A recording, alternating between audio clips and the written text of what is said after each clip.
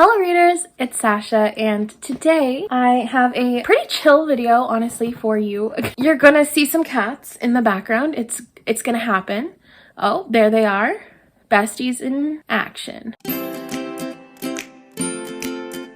Today I have a 5-star predictions video for you guys. I'm doing something, I feel like I've seen other people do it, but it's, unique to me. I haven't done it, so I'm really gonna see how this goes. So essentially Pepper, this is not. So essentially what I've done is I looked at the beginning of my Goodreads want to read list, and I've picked out 12 books starting from day one of when I started adding books that I think are probably going to be 5 stars when I read them. So essentially what I wanted to do with this is get some books off of my TBR that have been on there for a long time. And 2, I kind of wanted to see if I'm good at predicting my taste in books, because a lot of the times this year specifically, I thought books were going to be 5 stars and they were like 3, 4 maybe. And a lot of times I was like, this book is probably going to be like mediocre, probably not going to like it. And it ends up being one of my favorite books of the year. So I want to see how well I can predict my taste in books and how well I can predict my 5-star reads. So essentially I have 12 books / series on here that I'm planning on reading, 1 book / series per month. And I'm not going to give my final thoughts. I'm not going to give my reviews. I'm not going to do anything like that with the books. I'm going to wait until the end of the year of 2022 and predict how I felt about them. Not predict, but like talk about how I felt about them and kind of explain, was it a 5-star prediction? So, there's going to be some like tension. So I tried to pick books that I felt were true to myself and true to what I think will actually be 5 stars. And some of these have been on my to read list for too long. So yeah.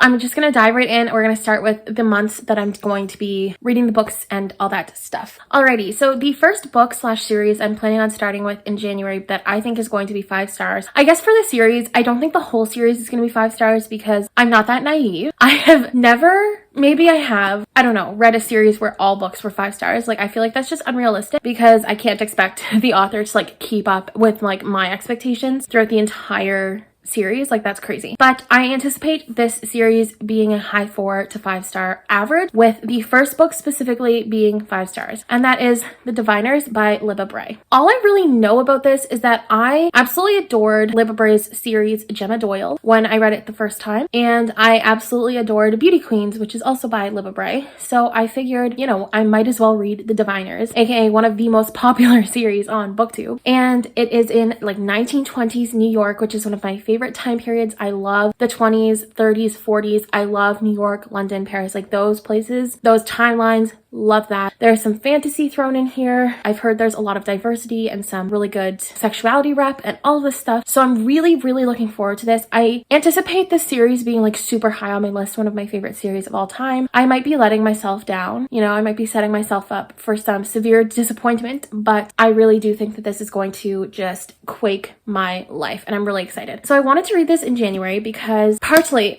because this whole situation does intimidate me a little bit. Like, The Diviners is, it's a hefty series. There are 4 pretty chunky books, and I just worry about my mentality and my mental health whilst trying to read these. So if I throw it myself into January when I always try to read the most, I'll get it done. So I wanted to put this chunky series in there. My second 5-star prediction, and I have a prediction that this entire series is going to be 5 stars, and I'm planning on reading this in February, and that is A Good Girl's Guide to Murder by Holly Jackson. So I've heard literally nothing but good things about this book. Everybody has seemed to love it. People who prefer like adult thriller, adult mystery, love this book, and I'm honestly really excited about it. I don't know much. I think there's a situation where this person gets accused of murder, but this girl is trying to re-examine the situation and figure out if that's actually what's happened. And I've heard there are lots of twists.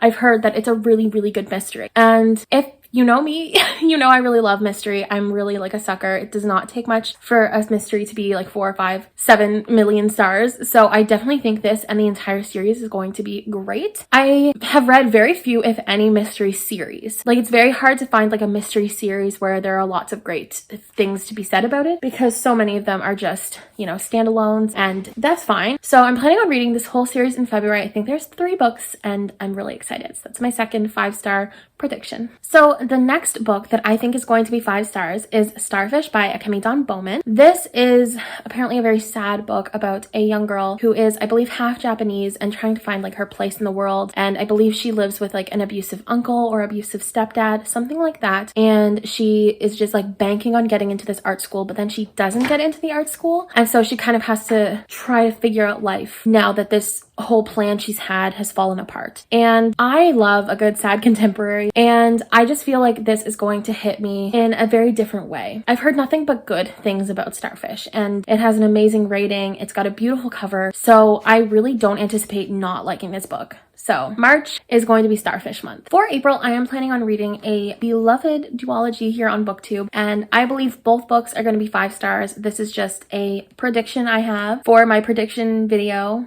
So that's great. The Six of Crows duology. I will finally be reading this. I will finally be partaking in the wonder of Kaz Brekker and all of the great other people that are probably in this book, but I only really know of Kaz Brekker. And the reason I think this is going to be 5 stars is, one, because I've heard so many amazing things about it. I've heard that the writing is incredible. I've heard the story is incredible. I've heard the representation is just really well done. I've heard so many good things, but I've also really loved the Shadow and Bone series. Like when I read it back in, I think like first or second year university, I really ended up loving it. And so I think, you know, so many people hated that series compared to this. So I think I'm really going to like this series a lot because I really liked the other series. So I'm planning on reading both of these for April. For May, I'm reading another series, and this is A Study in Charlotte by Brittany Cavallaro. So this is essentially, I think it's the granddaughter of Sherlock, or great-great-granddaughter, or like great-granddaughter or something, granddaughter of Sherlock, and she is, you know, figuring out this like murder or like this mystery around her campus, I think. Something like that. I'm not really 100% certain what it's about, but I'm really into Sherlock and Watson style mysteries. I really find them intriguing, and I've heard really great things about this from people who I trust their ratings. I think Rachel really liked this, and Rachel and I have varying tastes, but I feel like this would kind of align to where we both like the situation. So I don't necessarily think the whole series is going to be 5 stars. I think it's probably going to be more on like the 4 to 5 star range, but I really am predicting that the first book is 5 stars. So I'm planning on reading this in May. I just want to actually preface this brief pause. If I was lucky enough to land on any of these in my Goodreads Chooses My TBR game that I plan on doing every month, then I'm just going to switch up the months that I'm reading the books. So for example, if I were to land on A Good Girl's Guide to Murder in January instead of February, I would just switch The Good Girl's Guide to Murder and The Diviners. So yeah, anyways, June's book is going to be like a bit of a mystery thriller situation. It's called One Was Lost by Natalie D. Richards. I read an incredible book by Natalie D. Richards last year in 2020. Loved it. 10 out of 10. I've had this for a while now and just have not read it, and I don't know why. So it's essentially about this group of teenagers who are on like a school trip in the woods. I think they're camping, and then they wake up one morning and half of them are missing, and then the other half have words written on their arms, and only one of the girls has like a nice word. The other ones have like harsh and like negative derogatory words. So everybody thinks that this one girl has something to do with it. So I think this is going to be 5 stars because the first book I read by her was 5 stars and it was so good. However, I am concerned that this is going to follow a very similar premise to the first book I read by her, and if that were the case, it would not be 5 stars just because I feel like originality is important in mystery and thriller stories. So I'm nervous, but I'm excited because I can't wait to read this. So this is what I'm reading in June. In July, I'm reading a book that I actually don't own physically. I don't even own it internetally either. I just don't own it at all. But that book is Stay Gold by Tobley McSmith. It was a contemporary about a trans boy who moved schools because he received a lot of bullying at his old school, and he just kind of wanted to fly under the radar till graduation. And this girl at this new school is a cheerleader, and she kind of took a break from cheerleading because she wanted to also fly under the radar. But then they met each other and they realized flying under the radar probably isn't going to be what works for them. So I'm super excited for this. I really wanted to read it last year, but I never got around to it. I didn't purchase it, so it just never kind of came up. But I'm actually really excited to read it this year. This is like my first lighthearted contemporary on this list, and I think it's going to be an easy, quick, breezy read for July, and I'm really excited. Next, I have another series that... Okay, I thought you were Plum. What is happening? So the series that I'm planning on reading in August is a series that has had very mixed, very polarizing reviews, and it is Stalking Jack the Ripper by Carrie Maniscalco. So I've heard a lot of mixed reviews about this because a lot of people went into this thinking that it was going to be like more related to Jack the Ripper than it was, but it focused a lot on like a romantic relationship, and that was not something that people wanted. And I can understand that if you're going into this thinking that it's going to be one thing and then it ends up being so completely different, I can understand why you would be let down. However, I'm now aware of kind of the situation, the directions the book takes, and this is right up my alley. It's like historical fiction, a little bit of mystery, a little bit of romance, and this whole series is interesting in the way that it sounds, and I actually really do think I'm gonna like it. Do I think the whole series is going to be 5 stars? Probably not. I think that's unrealistic because I've heard pretty mixed reviews, but I still nonetheless am really excited about it, and I think the whole series is probably going to be 4 to 5s. So really looking forward to reading this, and I think it's going to be a great way to end my summer. The rest of the year comes with standalones. Thank God, it's about time. The next book that I think is going to be 5 stars is The 7 Husbands of Evelyn Hugo by Taylor Jenkins Reid. Part of me thinks that the reason I think this is going to be 5 stars is because it was 5 stars for other people. So I'm going to go into it with like a 5-star book mentality, and therefore I'm going to try harder not to find something wrong with the book. That might honestly be the situation. However, the premise is something I'm really interested in. It wasn't at first. Like at first, the synopsis on Goodreads just like really didn't intrigue me, but as I've heard more people talk about it, I realize it is something I actually probably would enjoy reading. And the more I think about it, the more I hear about it, the more I realize I think it's probably going to be a really great book. However, this is one of the ones on this list that I'm like really unsure about at this point. I don't necessarily know if it's going to be a full 5 stars. I think I would like it to be, and I think that's why I put it on this list, but I don't necessarily know if it's going to be. So I guess we'll have to wait and see how this goes, but I'm hopeful. The next book that I think is going to be 5 stars is probably a bit of a shock to some people because it's not really like people's 5-star pick. So this book is Heartless by Marissa Meyer, and this is a like fairy tale retelling. I believe it's like Queen of Hearts kind of situation, and I'm not the biggest like Alice in Wonderland person. For me, it was like too out there when I watched it the first time, and I've just never really been as into it. However, this isn't really focusing on Alice. This is focusing on the Queen of Hearts before she became the Queen of Hearts. And I have very similar tastes to Emma Books from Emma Books, and so she really loved this, so I have pretty high hopes for it, to be honest, and I'm planning on reading this in October, and I'm super excited. In November, I think this next book is going to be 5 stars. This is actually a book I've had on my like want to read list when it was just like a Google Doc back in high school. Like I wanted to read this for a really long time, and that's The Nature of Jade by Deb Coletti. And as I've gotten older, I still think this is going to be 5 stars. It has panic disorder, it has a single dad who is like a teenager, and there's like a houseboat. Like that's just great. Like that is a recipe for success.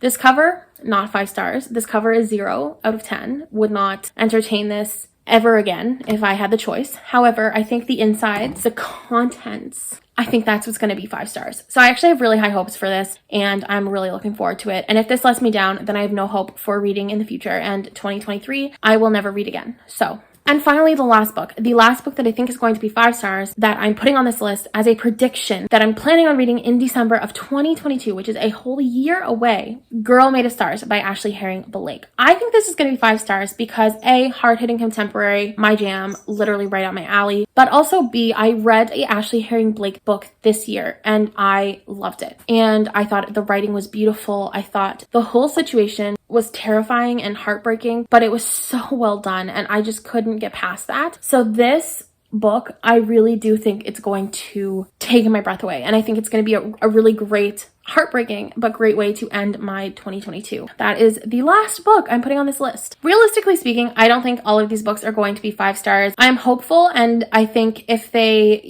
live up to their premise, they're going to be 5 stars based on like what I've heard about them, what I'm reading on the back of the book. However, realistically speaking, I don't know. Like, I genuinely don't know. But I am really looking forward to reflecting back on this video and talking through whether or not these books were actually 5 stars or not. And yeah, I'm really looking forward to that. So without further ado, I'm done. Thanks for tuning in. But yeah, no, thank you for tuning into this video. Please don't forget to like, comment, and subscribe. I post literally whenever, probably twice a month at this point now, but life is just really hectic. I'm in school, I'm working full time, and I just don't have time to post and film once or twice a week. So once or twice a month will have to do for now. But please let me know if you've read any of these books or if you want to read any of these books in 2022.